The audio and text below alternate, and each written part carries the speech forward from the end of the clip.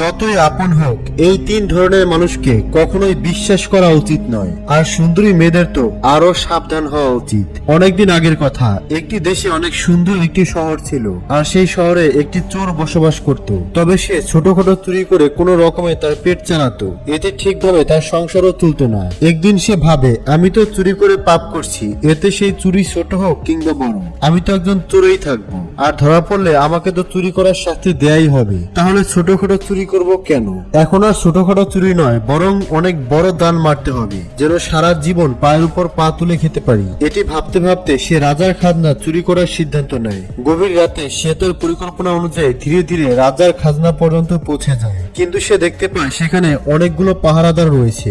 এত পাহারাদার দেখে চোর ভাবতে থাকে, এদের চোখে ধুলো দেওয়া সহজ হবে না। এখানে অনেক পাহারাদার একত্রে পাহারা দিচ্ছে, তাই এখানে চুরি করতে গেলে আমি ধরা পড়ে যাব, আর রাজা আমার গর্দান নেবে। তাই সে সেখান থেকে চলে যাওয়ার সিদ্ধান্ত নেয়। কিন্তু আবার সে ভাবে, একবারে খালি হাতে না গিয়ে সামান্য কিছু নিয়েই যাই, না হলে পুরো কষ্টটাই বৃথা হয়ে যাবে। তখন সে ভাবে, আমি বরং রাজার যেই ঘরে ঘুমায় সেখানে চুরি করতে যাই, কেননা এই সময় হয়তো রাজা তার জামা কাপড় এক পাশে রেখে রানীকে নিয়েই ঘুমাচ্ছে, আর এই সুযোগে আমি রাজা রানীর সমস্ত গয়না চুরি করব, আর রাজার পোশাক এবং গয়না পরে এমন ভাবে পালাবো যে পাহারাদাররা আমাকে দেখে বুঝতেই পারবেন না আমি চোর নাকি মহারাজ। আমি খুব সহজে এখান থেকে পালিয়ে যেতে পারবো, আমার কাজ একেবারে সহজ হয়ে যাবে। এই ভেবে সে রাজার ঘরের দিকে এগিয়ে যায়, কিন্তু পর্দা সরিয়ে রাজার ঘরে ঢুকে সে এমন কিছু দেখে যা দেখে সে একেবারেই চমকে যায়। কেননা সে দেখতে পায় রাজা তার রাজ পোশাক সেরে সাধারণ পোশাক পরে বিছানায় ঘুমিয়ে আছে, আর রানী সম্পূর্ণ উলঙ্গ হয়ে রাজার বিছানার পাশেই বসে আছে,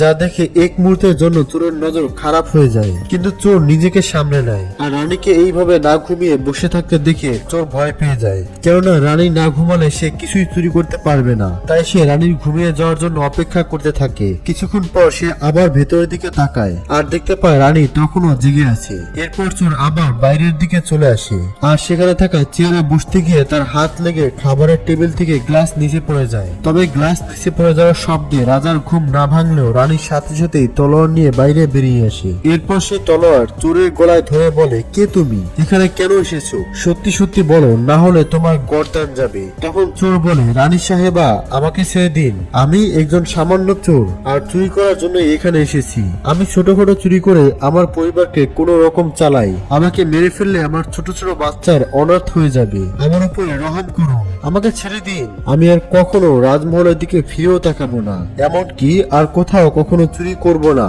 আমাকে মাফ করে দিন, আমার উপরে দয়া করুন। তখন চোরের জন্য রানীর মনে মায়া হয়, আর বলে, আমি তোমাকে শুধুমাত্র একটি শর্তেই ছাড়তে পারি। তখন চোর বলে, কি সেই শর্ত? তখন রানী বলে, আমার সাথে রাত কাটাতে হবে, আর এই রাতে আমাকে সেই সমস্ত সুখ দিতে হবে যা আমি কখনোই পাইনি। এত আদর করতে হবে যেন এই রাত আমার কাছে স্মরণীয় হয়ে থাকে, না হলে এখনই এক কোপে তোমার শরীর থেকে মাথা আলাদা করে ফেলবো। রানীর এমন অদ্ভুত শর্ত শুনে চোর একেবারেই ঘাবড়ে যায়, আর বলে, রানী সাহেবা, আপনি এসব কি বলছেন? আমি তো একজন সামান্য চোর, আর আপনি এই বিশাল মহাসনের রানী, আমার তো কোনো যোগ্যতাই নেই আপনার সাথে এমন কিছু করার, এটা চিন্তা করাও পাপ। তখন রানী বলে, আমি কিছুই শুনতে চাই না, তুমি যদি তোমার জীবন বাঁচাতে চাও তবে আমি যা বলছি তাই করতে হবে, না হলে মৃত্যুর জন্য তৈরি হয়ে যাও। এটি শুনে ভয়ে চোরের গলা শুকিয়ে যায়। চোর ভাবতে থাকে, আজকে আমি অনেক বড় বিপদে পড়ে গেছি, কেননা এখন যদি আমি রানীর কথা না শুনি তাহলেও আমাকে মরতে হবে, আর যদি শুনি তাহলেও মরতে হবে, কেননা সেক্ষেত্রে রানী হয়তো প্রমাণ ধ্বংস করার জন্য নিজেই আমাকে মেরে ফেলবে। তাই চোর অনেক চিন্তায় পড়ে যায়, আর এক পর্যায়ে চোর কোনো উপায় না পেয়ে রানীর সাথে রাত কাটাতে রাজি হয়, আর বলে, আমি আপনার সাথে রাত কাটাতে রাজি আছি, কিন্তু আমাকে 5 মিনিট সময় দিন। তখন রানী বলে, ঠিক আছে, তোমার কাছে 5 মিনিট সময় আছে। এরপর চোর ধীরে ধীরে কক্ষের দরজার সামনে যায়, এবং এক পর্যায়ে দৌড়ে মহলের দরজার সামনে চলে আসে। কিন্তু মহল থেকে বের হওয়ার সময় দরজার সামনে থাকা পাহারাদার তাকে দেখে ফেলে এবং তাকে আটকে ফেলে। চোর ভয়ে থর থর করে কাঁপছিল। পাহারাদার তাকে এখানে আসার কারণ জিজ্ঞাসা করে। তখন চোর ভয়ে সবকিছু সত্যি বলে দেয়, যে আমি একজন চোর, রাজমহলে চুরি করতে এসেছি, কিন্তু রানী আমাকে আটকে ফেলেছিল, আর আমাকে ছাড়ার জন্য একটি শর্ত দিয়েছিল, তা হলো আমাকে তার সাথে রাত কাটাতে হবে, কিন্তু আমি কোনো রকমে সেখান থেকে পালিয়ে এসেছি। তখন চোর বলে, আমার আমাকে যেতে দিন। কিন্তু পাহারাদার বলে, আমি তোমাকে এইভাবে যেতে দিতে পারবো না। রানী তোমাকে যা করতে বলেছে তোমাকে এখন সেটাই করতে হবে। শুধু তাই নয়, পাহারাদার আরো বলে, তোমাকে আরো একটি কাজ করতে হবে, আর তা হলো রাজাকে মারতে হবে, নাহলে আমি নিজেই তোমার গর্দান নেব। পাহারাদারের এই কথা শুনে চোর আরো ঘাবড়ে যায় আর ভাবে, প্রথমে তাও তো বাঁচার সুযোগ ছিল, কিন্তু এখন তো মৃত্যু নিশ্চিত। আমি যদি রানীকে গিয়ে এই কথা বলি তাহলে সাথে সাথে রানী আমার শরীর থেকে মাথা আলাদা করে ফেলবে। চারদিকে শুধু মৃত্যুই মৃত্যু চোখে পড়ছে।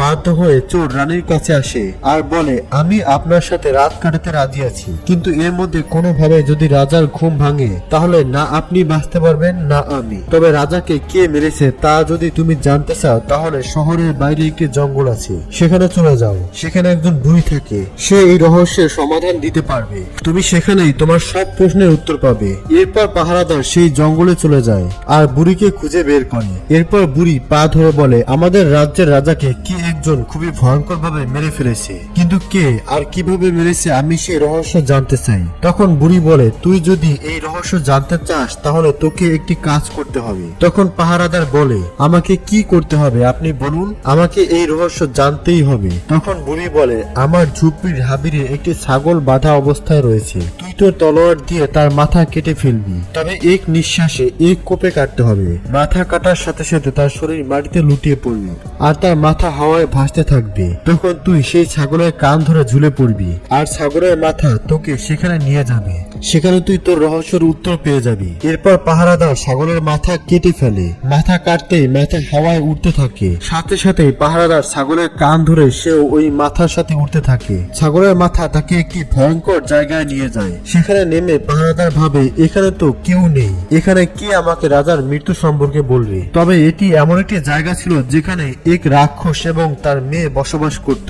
রাক্ষস তার মেয়ের খাবারের জন্য কিছু আনতে বাহিরে যায়। কিছুক্ষণ পর অনেক ক্ষুধা লাগার কারণে রাক্ষসের মেয়ে গুহা থেকে বাইরে বের হয়। বাইরে এসে দেখতে পায় এক শক্তিশালী যুবক দাঁড়িয়ে আছে। এটি দেখে সে ভাবে, আমি যদি এখন তাকে খেয়ে ফেলি তাহলে এটি দিয়ে আমার একবেলা খাবার হয়ে যাবে, কিন্তু তাকে যদি বাঁচিয়ে রাখি তাহলে সে আমার অনেক কাজে আসতে পারে। তাই সে এক সুন্দরী নারীর রূপ ধারণ করে পাহারাদারের সামনে আসে। সে এত আকর্ষণীয় ছিল যে পাহারাদার তার নজর ফেরাতে পারছিল না। সে এত সুন্দরী নারী এর আগে আর কখনোই দেখেনি। সে প্রথম দেখাতেই তার দেওয়ানা হয়ে গিয়েছিল আর মেয়েটিও তাকে দেখে মুগ্ধ হয়। তাই তাকে নিজের গুহায় নিয়ে আসে এবং দুইজন একসাথে অনেক মজা করে। কিছুক্ষণ পর সে ভাবে তার বাবার আসার সময় হয়ে গেছে, এখনই সে চলে যাবে। তাই সে পাহারাদারকে একটি মাছ বানিয়ে দেয়ালে বসিয়ে দেয়। এরপর রাক্ষস গুহায় ফিরে আসে আর বলে, কেমন যেন মানুষ গন্ধ আসছে, আমার মনে হচ্ছে হয়তো কোনো মানুষ আমাদের গুহায় এসেছে। তখন রাক্ষসের মেয়ে বলে, আমরা থাকতে কে এখানে আসার দুঃসাহস করবে। এভাবে সে তার বাবাকে বোকা বানিয়ে দেয় আর প্রতিদিন নিজের ইচ্ছে মতো পাহারাদারকে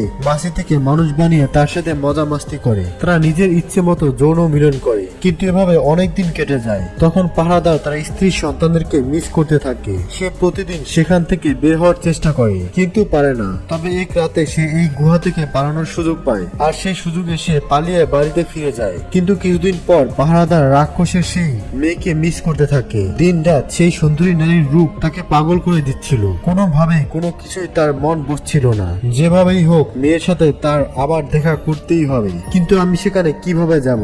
আর আগের বার তো সেই বুড়ি আমাকে এখানে যেতে সাহায্য করছিল আর আমি তো সেখান থেকে পালিয়ে এসেছি। এখন তো আমি রাস্তাও চিনি না, তাহলে আমি কিভাবে সেই সুন্দরীর কাছে যাব? তখন সে ভাবে, তাহলে আমি আবার সেই বুড়ির কাছেই যাই। এরপর সে বুড়ির কাছে যায় আর বলে, আমাকে আরেকবার সেখানে পৌঁছে দাও যেখানে আগে পাঠিয়েছিলে। এখন আর তার মাথায় রাজার মৃত্যুর রহস্য জানার আগ্রহ একেবারেই নেই। সে সব ভুলে গেছে। এখন তার মাথায় শুধু সেই সুন্দরীর প্রতি আকর্ষণ, তাকে আবার পাবার কাম বাসনা। তখন বুড়ি বলে, আগে তো তোমার কাছে একটি ছাগল ছিল যাকে মেরে তার কান ধরে তুমি সেখানে গিয়েছিলে, কিন্তু এখন তো আমার কাছে আর কোনো ছাগল নেই। এখন আমি কিভাবে তোমাকে সেখানে পাঠাবো? তখন পাহারাদার বলে, যেভাবেই হোক আমাকে সেখানে পাঠান। তখন বুড়ি বলে, ঠিক আছে, আপনি আপনার ছেলেকে আমার কাছে নিয়ে আসুন। এটি শুনে পাহারাদার বলে, এ আর এমন কি, এখনই নিয়ে আসছি। এরপর সে তার ছেলেকে বুড়ির কাছে নিয়ে আসে। তখন বুড়ি বলে, আপনি যেভাবে সেই ছাগলের মাথা কেটেছিলেন সেইভাবে আপনার ছেলের মাথা কেটে ফেলুন, তাহলে একইভাবে এই এই মাথা উঠতে থাকবে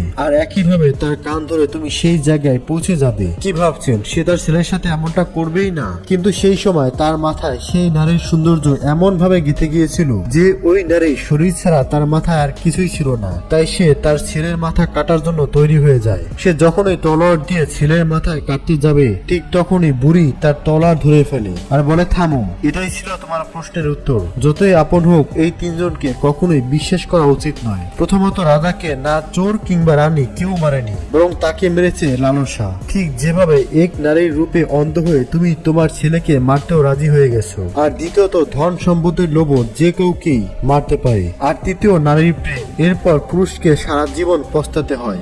প্রিয় দর্শক, আপনি কি এই ধরনের ভিডিও পছন্দ করেন? তাহলে কমেন্টসে লিখুন নেক্সট পার্ট। ধন্যবাদ।